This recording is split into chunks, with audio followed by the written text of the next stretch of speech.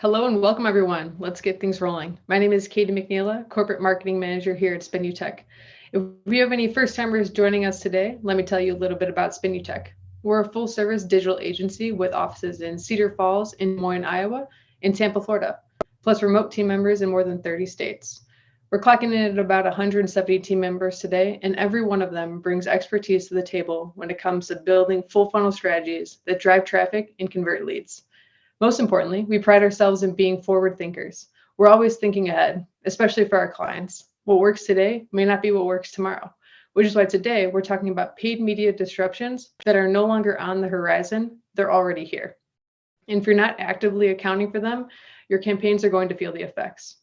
So on that note, I want to introduce the 4 forward thinkers who will be talking to you each about these disruptions and providing the strategies needed to convert them into competitive advantages.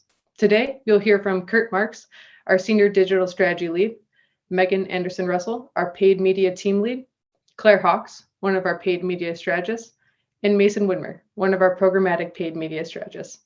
Feel free to submit questions throughout the presentation. You'll notice the chat feature has been disabled for today's event, but we'll be monitoring the Q&A and plan to leave time at the end to answer some questions. So without further ado, I'll hand it off to Kurt to get us started. Thanks, Katie, and good evening, everyone. Paid media is in a transformational period. Disruptions are rendering once reliable strategies obsolete and sending paid media marketers scrambling for solutions.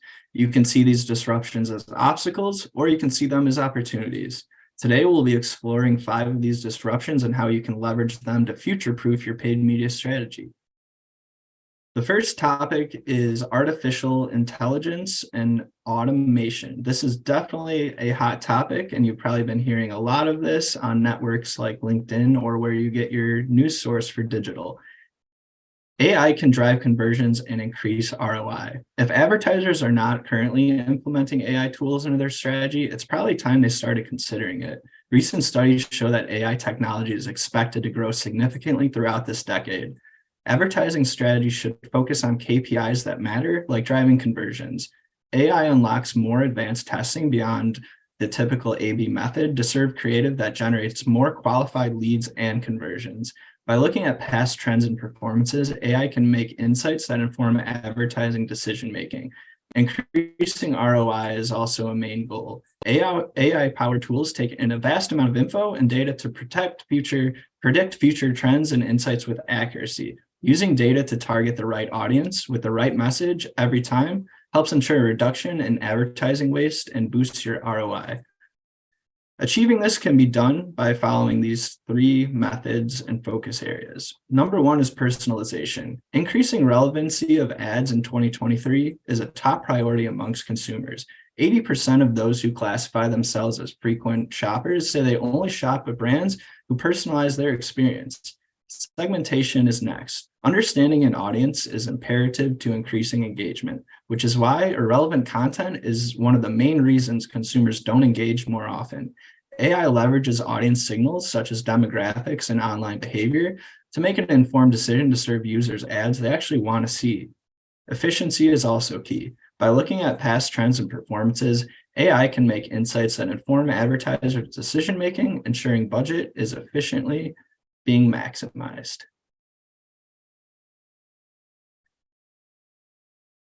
Automated bidding at Spinutech. When we've inherited existing advertising campaigns from new clients, the campaigns are typically still using manual bidding and not fully taking advantage of modern bidding capabilities. This comes down to education on the nuances of finding the right automated bidding strategy for paid campaigns. Spinutech, although heavily vested in automated bidding in 2023, will still conduct several tests on manual versus automated bidding before going all in with automation for channels like search. On the social side, manual bidding typically requires robust budgets at the campaign level, which may not always be the best fit for nuanced strategies, where automation can speed up learnings and success. At Spinutech, 90% of our search campaigns and close to 100% of our paid social campaigns are utilizing automated bidding. AI can create the interactive experiences customers expect. Conversational AI and machine learning chatbots bring the in-person experience to your digital ecosystem and platforms. These real-time interactions are personalized based on your customers' wants and needs, creating a better online experience for them. What is a chatbot? AI chatbots are programmed to provide human-like conversations to customers. They have quickly become a cornerstone for businesses, helping to engage and assist customers around the clock. Chatbots can be used for a variety of objectives. Conversational marketing is one of them. Conversational marketing chatbots use AI and machine learning to interact with users. They can remember specific conversations with users and improve their responses over time to provide better service. For example, a conversational marketing chatbot could be used to help a customer order food online or check what movie tickets are available in their neighborhood. Customer service is one of the most commonly used tactics. Chatbots are also used as substitutes for customer service representatives. They're available all hours of the day and can provide answers to frequently asked questions and guide people to the right resources. A subset of these social media chatbots that send messages can be leveraged in Facebook Messenger, Instagram, and WhatsApp. Lead generation is probably the most underutilized tactic here. Lead generation chatbots can be used to collect data and details, ask qualifying questions, and log key insights into customers' CRMs so that marketers and salespeople can use those insights. Based on data from Google Trends, search volume around chatbots grew 19 times over the last 5 years as individuals and businesses have begun to realize their value. 2 billion messages are sent between people and business monthly. 56% of people would rather message than call customer service, and 53% of people are more likely to shop with businesses they can message. I'll be handing things off now to talk about our second topic, which is digital campaign attribution. And we will be hearing from Claire Hawks, our paid media strategist. Thanks, Kurt. All right, let's dive into changes in digital campaign attribution. Until recently, last click attribution was a very commonly used model for assigning credit within a media mix. Specifically, last click is a model where all credit for a conversion is given to the last touch point that a user interacts with before making a purchase or taking a desired action. Although last click is easy to understand and easy to implement, this model has many shortcomings. For example, not only does last click ignore the contributions of other touch points in the customer journey, but it also solely focuses on short-term goals rather than long-term customer value. This can lead to overvaluing certain channels and misappropriating funds and resources. Another major attribution update is to know that Google has announced that all attribution models within their advertising platform will be changed to data-driven attribution on or after April 13th of this year. So as marketers, we're at a turning point where we have to be proactive rather than reactive in adjusting our new attribution modeling best practices to better suit our data needs. With last click attribution becoming obsolete, more and more obsolete every day, we need to turn our attention towards adopting a sophisticated attribution model that better understands the customer journey. This can help us better understand which touch points influence every stage of the funnel: awareness, consideration, conversion, and loyalty, and adjust our marketing strategies accordingly. So for example, a sophisticated attribution model can give us a better understanding of which touch points are driving awareness and consideration phases for any given marketing funnel. Thus, we can better adjust our marketing strategies and our messaging in the appropriate channels to better reflect where we're touching our audience and what's driving more people down our marketing funnel. Further down that funnel, a sophisticated attribution model comes into play for understanding the conversion stage. Historically, the conversion stage is the most obvious touch point. However, a savvier attribution model's value here is that it understands every moment leading up to this conversion point and how to continue to grow that marketing funnel. Finally, customers become repeat buyers and brand advocates in the loyalty stage. Advanced attribution models are helpful here as they can help identify which channels are driving this loyalty and repeat business. In a big picture sense, the right attribution model is critical to marketers' understanding of their target audience's online behavior. Getting ahead of the curve in adopting a sophisticated attribution model will set businesses apart in terms of their analytics and their strategy. So now I'm going to hand it off to Megan to talk about changes in cookie tracking. Thanks, Claire. So a cookieless future isn't just on the horizon, it's here. Major web browsers have announced the phase out of third-party cookies, which has already begun impacting ad targeting and measurement as advertisers and platforms begin to adapt to what this means. Google Chrome originally set a 2022 deadline, but has since pushed it back to mid-2023. That's this year, just a couple of months away.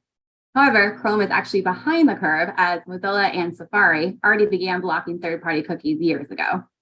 Microsoft Edge has not made an official announcement yet, but true to form, is expected to take Chrome's lead with phasing out cookies. So what does this mean to advertisers and why should we care?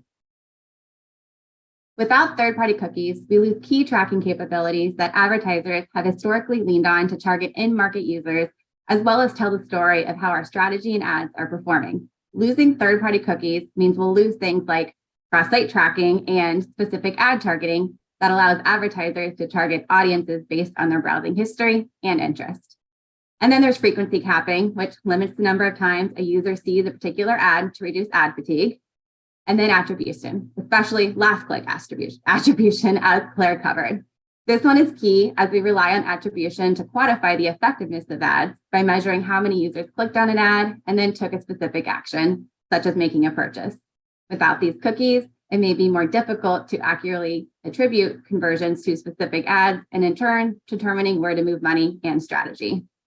Finally, there's retargeting. Third-party cookies are often used to retarget users with ads based on their previous browsing history.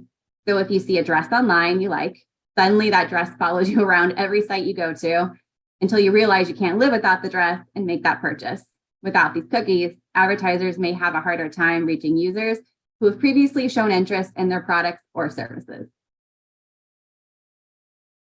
So where do we go from here? It's important to note that losing third-party cookies is not the end of tracking or advertising. It just means that we need to think differently about how we approach targeting and how we look at performance data. Alternative solutions are out there to help close the gap, such as first-party cookies. Yes, first-party cookies are safe. Unlike third-party cookies, which track users across multiple websites, first-party cookies track users within the specific domain. As third-party cookies are phased out, first-party cookies will become more important for advertisers as they can still be used to track user behavior and personalize the user experience within the website.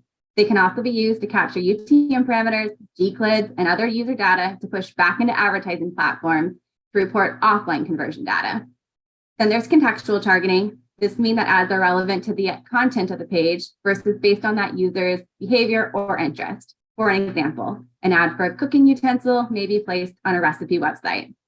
Finally, cohort targeting. This allows advertisers to target groups of users with similar characteristics rather than targeting individual users based on their behavior.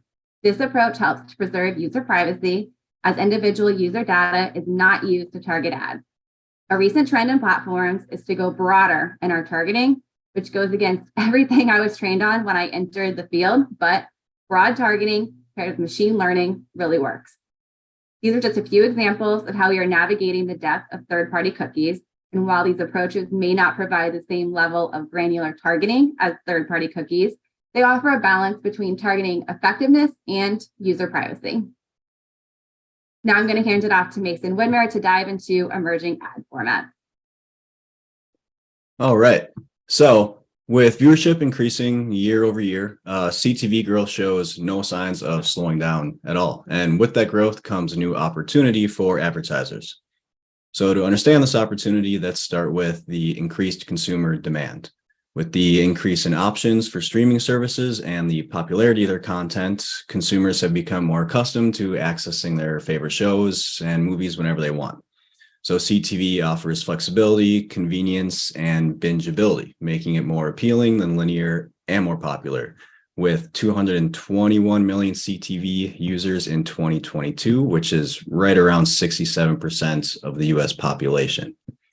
Then we have customized content. So CTV allows users to access a wide variety of content across tons of different publishers. And this personalization is more difficult to achieve with linear TV, where programming is scheduled and users have limited control over what they watch and when they watch it. So this leads to that new term of binging, which has helped reveal that 71% of CTV viewers don't mind the ads as long as the content is free. So we see this evolution happening with Netflix's ad-supported tier. Now moving on to interactive features. So CTV provides features such as social media integration, gaming, or shopping, all right there. And these features make the viewing experience more engaging and immersive, which enhances the overall user value and then the advertiser value for connected TV. So moving on to advertisements, ads are finding that CTV provides more precise targeting and measurement opportunities compared to linear TV. And this means that advertisers can reach their target audience more effectively at an efficient price, resulting in increased awareness and then a higher ROI.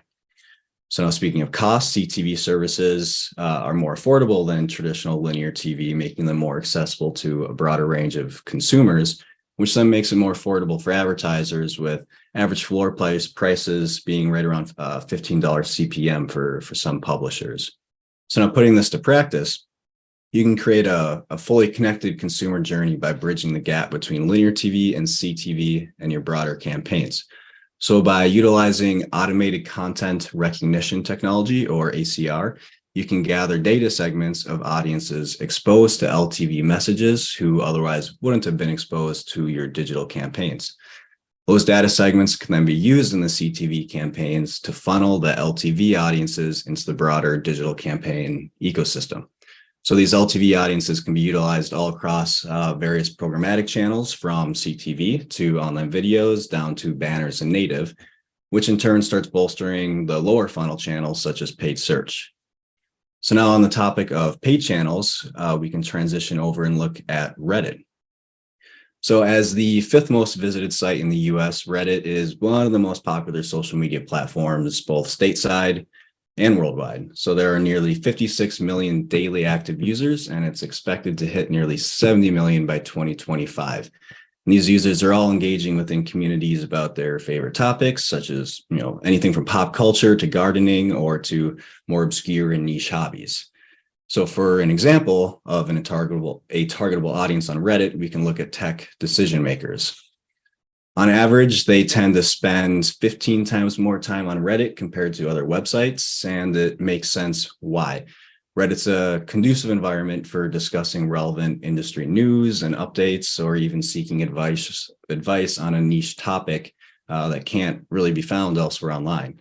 So there's endless sub-communities, all of which are prime environments for thought leadership and also setting trends. So what do ads on Reddit look like? Just like other social sites, Reddit is structured around an endlessly scrollable content feed consisting of user-generated posts from all the various communities. Promoted ads come in the form of native posts with text, image, or video ads. These look just like the user-made posts and have their own comment section where advertisers can choose to engage with their audience. Other opportunities include full page takeovers and first view to ensure consistent and high visibility whenever users open the website or the app. So whether you're starting small with a test campaign via just the promoted text posts or going all in with the high vis and takeovers, there's absolutely an ad type available to match really any budget or campaign strategy. And now, speaking of strategy, I'll hand you back over to Kurt to discuss audience fragmentation. Thanks, Mason. Diving into audience fragmentation, there's a major challenge upon us. Audiences are more fragmented than ever. Audience fragmentation poses a significant challenge for advertisers because it makes it harder to reach and engage their target audiences effectively. With audiences dispersed across multiple channels and devices, it can be difficult for advertisers to know where to allocate their advertising budgets and how to optimize their campaigns to achieve maximum impact. What's the strategy for this audience-centric approach? There's 3 important steps that we must keep in mind. Number 1, focus on understanding your target audience's behavior and preferences across all touch points in the customer journey. Number 2, leverage data and analytics to gain insights into how audiences engage with your content across different channels and devices. 3, use this information to optimize campaigns and target audiences more effectively. Additionally, advertisers may need to invest in technology and tools that help them deliver more personalized and contextually relevant advertising messages across these multiple channels and devices to overcome audience fragmentation and engage their audiences more effectively. How do you execute this? Lead with authentic creative. Consumers today are bombarded with ads everywhere they look. To stand out from the crowd, advertisers should focus on being creative and innovative in their messaging and visuals. They should aim to create ads that are visually appealing, emotionally resonant, and memorable. Vertical video ad format is the most popular and fastest growing format in the space. Client creative examples here include examples of utilizing influencer content and ads on platforms like TikTok, focusing on entertaining first and then converting, and also providing less branding and more value for more of the do-it-yourself client fits. Organic posts can be great ad content as well. Organic posts often get boosted with large budgets to advertise with by brands. Lots of clients think they have to do very different creative in paid versus organic, but that is in fact not true. Paid does not have to be extremely branded, and organic can be a good option depending on the strategy for your campaign. Leading brands deploy a variety of tactics and optimizations in the paid space, and leveraging robust funnels, brands authentically connect with users to establish intent, later captured through conversion ads or an organic search.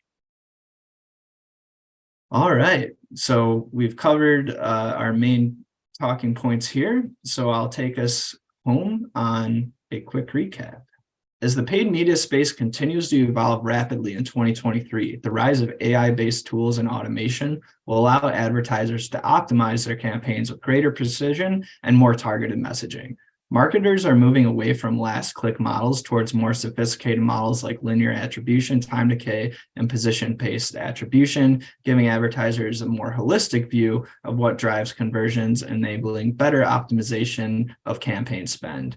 With the phase-out of third-party cookies, advertisers will need to find new ways to track and target consumers' online behavior. The emergence of new ad formats such as chatbot ads and vertical video, as well as audience fragmentation, pose new challenges for advertisers to stand out from the crowd and be creative in their messaging and visuals. Great. Thanks, Kurt, for that excellent summary of today's conversation. So we did have several questions roll through during the presentation today, so I'll go ahead and jump right into those. Our first question for the group. With the phase out of cookies, should we still be looking at the same KPIs to determine the success of our campaigns? Yes, we do recommend still looking at the same KPIs. Just notice that they will look a little different and that we will be relying a lot more on what's called modeled data, which is basically filling in the gaps using historical references. We also note when you look at those KPIs and you add new channels, remember to look at the full impact, full picture impact. So if you add something such as paid social, but you're not seeing direct leads from there, but suddenly direct and organic are up, just take that into consideration. Great. Thanks, Megan. Our next question. If I'm dipping my toe into advertising on Reddit, what would you recommend for a starting budget? And am I going to see a worthwhile ROI if I start small? Yeah, absolutely. So really Reddit can cater to any volume of budget, whether it be little or small.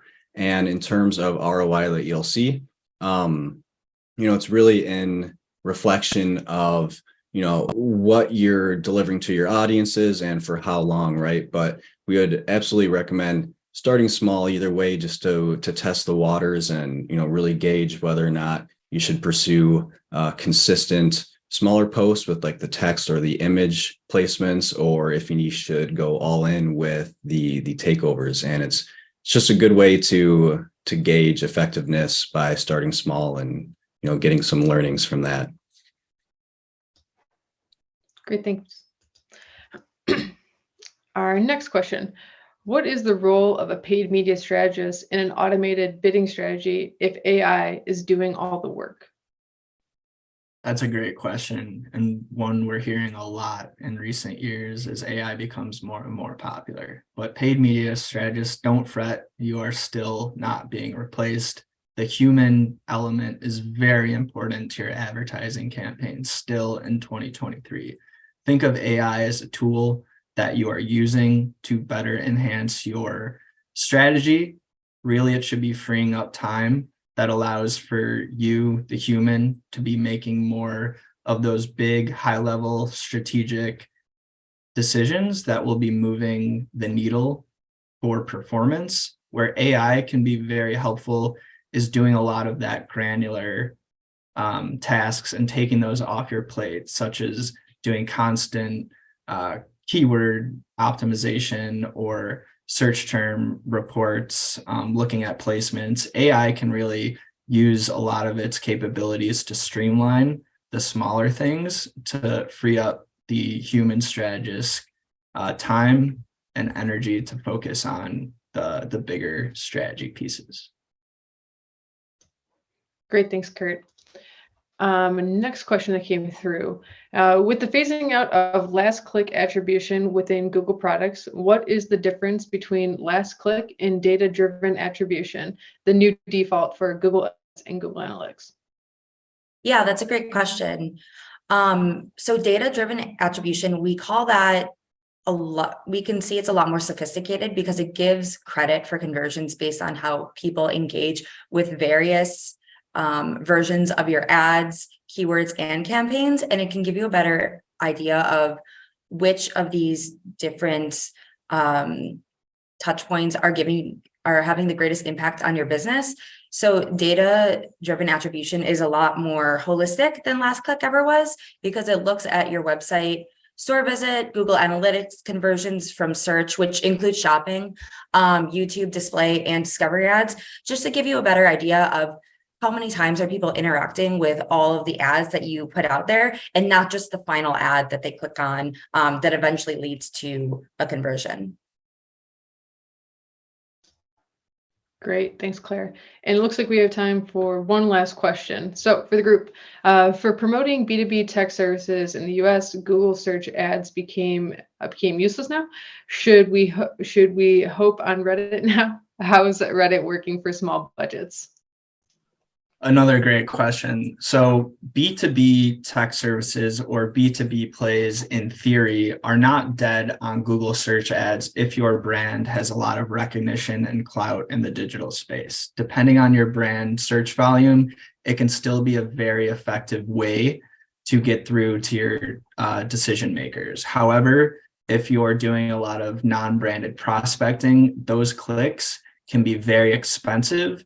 And B2B decision makers most likely are way further down the pipe and not researching those keywords on Google. So yes, to your question, we are noticing a very big trend with just the time people are consuming on Reddit on their devices.